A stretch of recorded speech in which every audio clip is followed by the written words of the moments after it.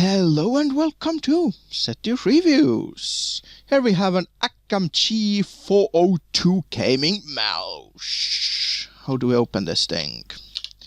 Pull this up, man. That's the mouse. User manual. Don't need the box. Looks like it takes drivers, so it can be programmed, I guess. I mean, why else you would need the CD for, so... there we go. Looks very similar to one of the mice I reviewed before. Very similar. Like a generic shape. This is mouse 4 and 5 buttons. I swear I reviewed one of the mice like this before. It's supposed to have LEDs and stuff like that. So. Open this up. There we go. That's how it looks like. Well, I guess I have to connect this up to a computer and see how it works. Like if you can program some stuff. This is what's this in here? This is a mode switch button, so it definitely has like different profiles. This one is probably DPI, and that's all there is. These are some LEDs. Well, enough assumptions. Let's just connect it up and see what's it all about. And here we go. I connected the mouse up. That's how it comes up. It has like different colors, burning, as you can see. Burning. What? Lit up. See? It's like one is like blue, other one is purple. It keeps changing. See, these ones light up. I'll try to cover the light. That's how it looks like. And there's also one thing. These things in here, they have protective film on it. See? And this is very, very annoying at first. So if you start moving it and it gets stuck on the table and stuff, then just peel it off. It just comes off quite easily, just with a fingernail. It's on all of them. I don't know why they will do this. It's absolutely unnecessary because this surface is supposed to rub on the table. So this one I already took off. So in case you're wondering. So right.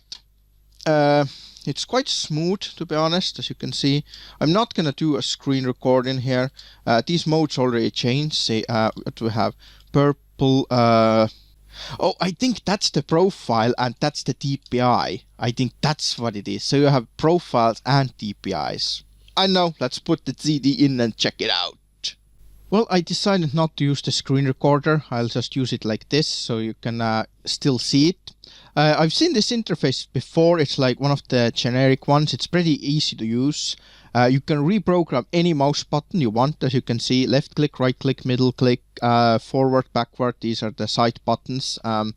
These ones in here.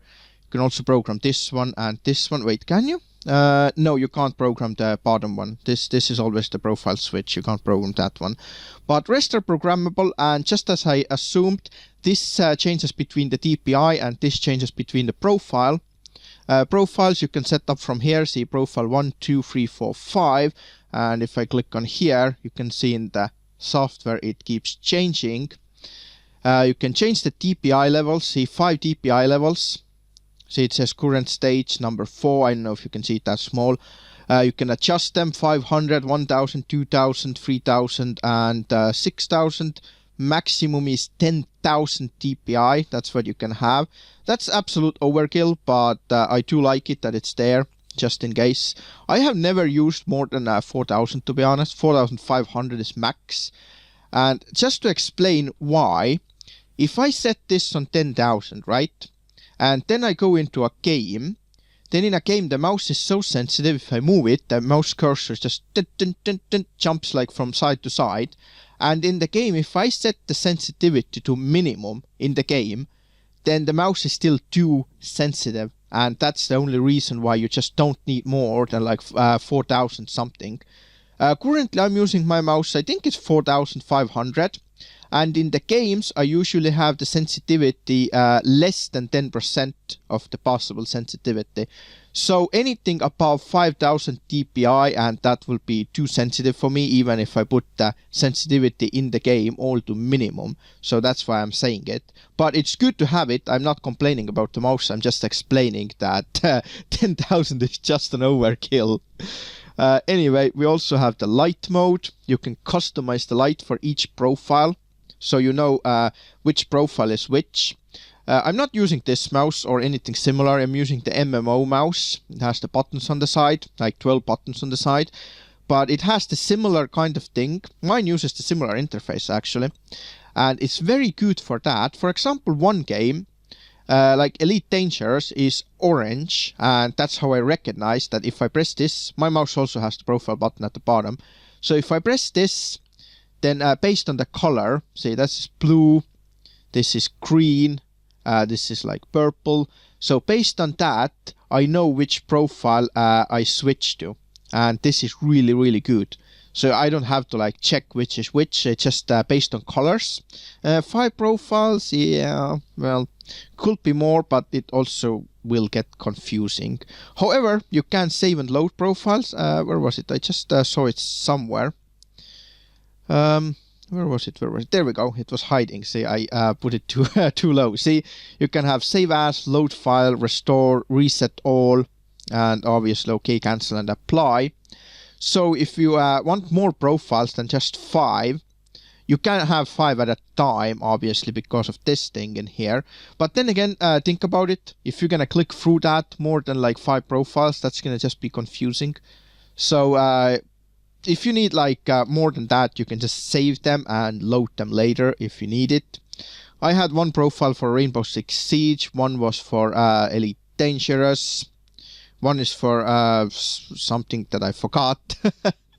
Anyway, that's how it works. DPI is light. You have like rainbow, breathing, wave. It's like different effects, and that's it. Low, blah blah blah. Full lighted, you can change the brightness level. Let's see if it actually changes.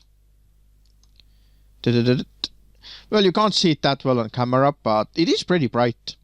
It's pretty bright. Again, some people say that turn the light off when you show the effects, but there's not much point because the camera adjusts to the light, so you can't really see the full brightness. But from the looks of it, I say it's quite bright. Not too bright, but it's quite okay, you know. It's pretty cool. So, and also all the buttons are programmable to anything. You can have macros and stuff. Let's see, if you click in here, see, you have a whole menu in here. You have single click, combo key. Combo is like a macro, like let's say like Alt plus F, something like this. You can press on a keyboard whichever key you want. Advanced, see, we have switch window, close window, open explorer, run, show desktop, lock, all kind of, you know, stuff. Browser home, browser backwards, forwards, whatever you want to have. You have media keys, play, pause, stop. It's, you know, the usual stuff. And there is also somewhere there was a macro, I believe. Yeah, there is. See, macro, and you also have the macro manager in here. You can record the macros. It's the usual stuff. You click to record and you just press la la la la la. You can edit the delays and stuff. I'm not gonna make a tutorial on how to use the macros. I'm just showing it's possible. It's the usual stuff, like you change the macros and stuff. You also have the polling rate, 500 Hz or 1000 Hz. Let's just put it this way, 125 Hz to 1000 Hz. And we also have double click speed. You can adjust it from here. I'll just leave it on the default. We also have a pointer speed, acceleration, scroll speed. So in other words, it's a really good gaming mouse. It has all the features that a gaming mouse could use. Well, it doesn't have adjustable weights, but I'm talking about the software. So it has everything you need, really. It could have more buttons, but then again, gaming mice don't usually have more buttons than just 2 extra buttons on the side. And this one, if you don't want to change the DPI, personally, I almost never change the DPI, just in Photoshop maybe, just to go slower.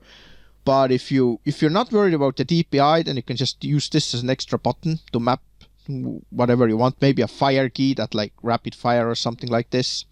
But yeah, other than that, this is really good gaming mouse.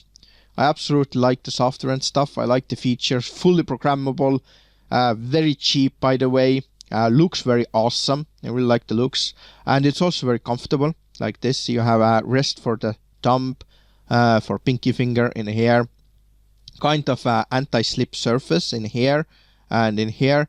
And this button has this texture on it, so you know which one is which. I don't know why they don't put texture on this one, but that's how it looks like, guys. That's how all the soft works. I hope I have addressed everything you need to know about this mouse, and I will see you next time.